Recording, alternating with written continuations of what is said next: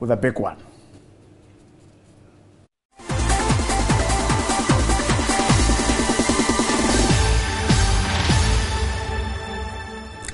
Okay, let's start from here because it's a developing story. We told you what happened when the man was interdicted, and a police council meeting has, at the instance of Vice President Park Kwesi Misasa, rejected calls for an independent investigation into the recent police fake recruitment scam.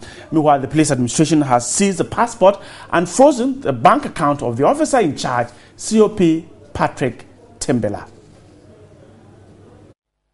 The council, at the conclusion of the meeting, endorsed all steps that have been taken by the police administration to investigate this matter and bring all culprits involved to book. It also endorsed administration's readiness to invoke the police disciplinary procedures to sanction all police officers that have been found to be involved in this scam.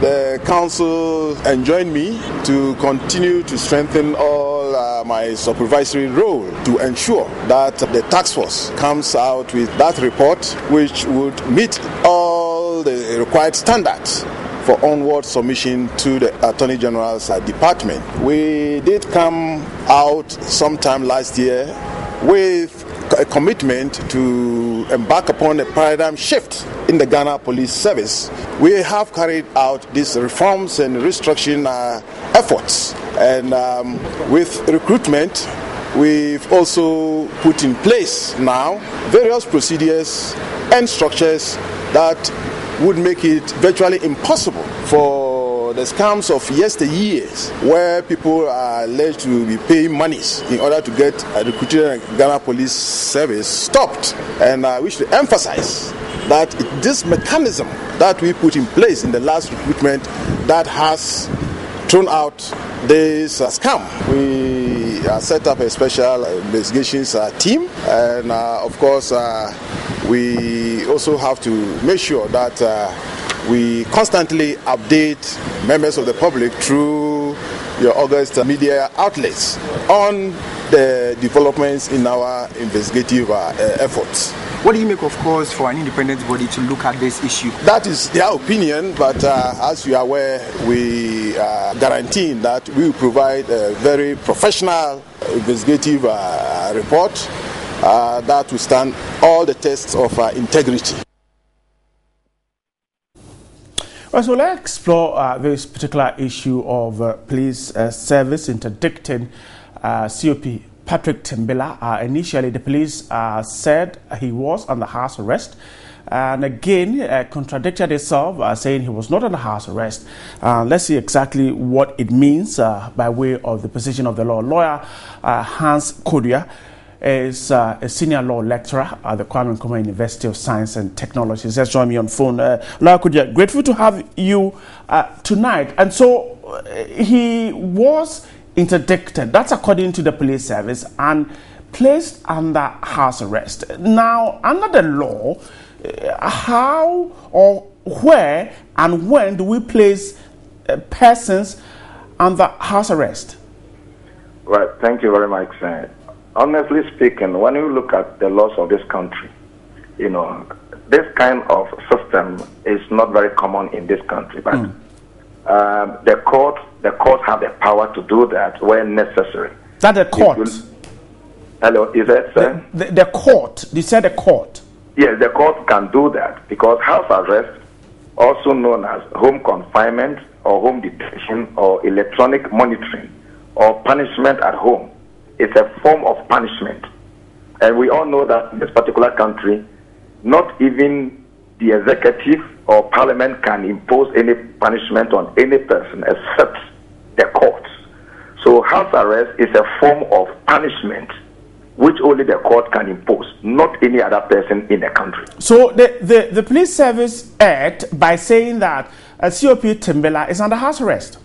Yes, the police, in my opinion, based upon Article 14 of the Constitution, cannot subject the officer to house arrest because the police doesn't have that power.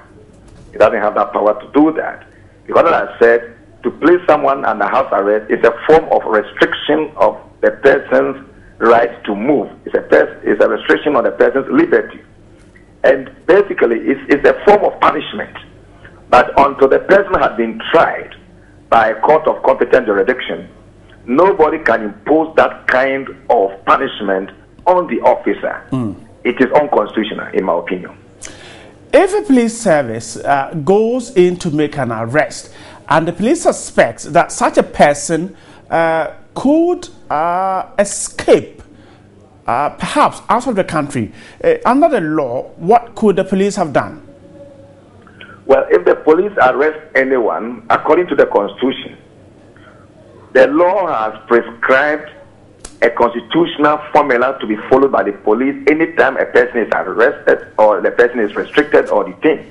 The law says, and Article 14 of the Constitution, whenever any person is arrested or restricted, and the police, for one reason or the other, so able to release the person on police inquiry bail, it becomes a constitutional obligation on the part of the police to submit the person or to arraign the person before court within 48 hours. So the police has no discretion to detain someone beyond the constitutional limits, but then to take the person to court. The police can decide to grant the person police inquiry bail pending further investigation into the matter. But if the police, for one reason or the other, is unable to release the person on bail, then the police must, as a matter of constitutionality, present the person to court for the court to decide whether to remand the person or to grant the person bail, depending upon the circumstances and the facts of the case. In the situation we find ourselves, COP Patrick Timbila interdicted by the police service, and the police service actually going ahead to say that he is under house arrest, and later on contradicting itself, saying that the man is on house arrest and that he is only on interdiction. Now, if the person involved at the end of whatever trial, if there is any, wants to take any action, is that possible if indeed the police kept him under house arrest?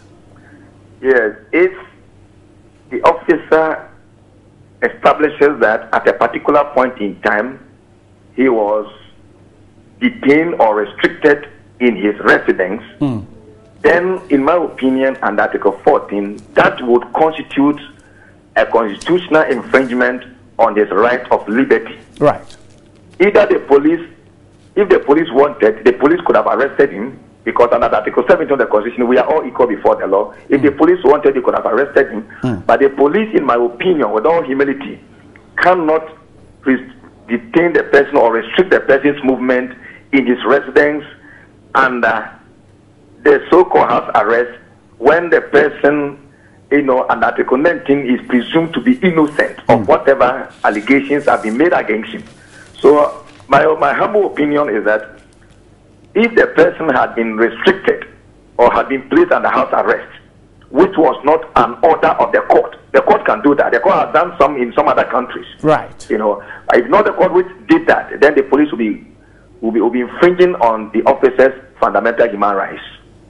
Grateful to have you speak to me tonight. Lawyer Hans Kodia is a senior law lecturer at the Faculty of Law, Kwame Nkrumah University of Science and Technology there, talking to me about the issue of COP Patrick Timbila. We'll tell you more about that, but that's wrapping up for the big one.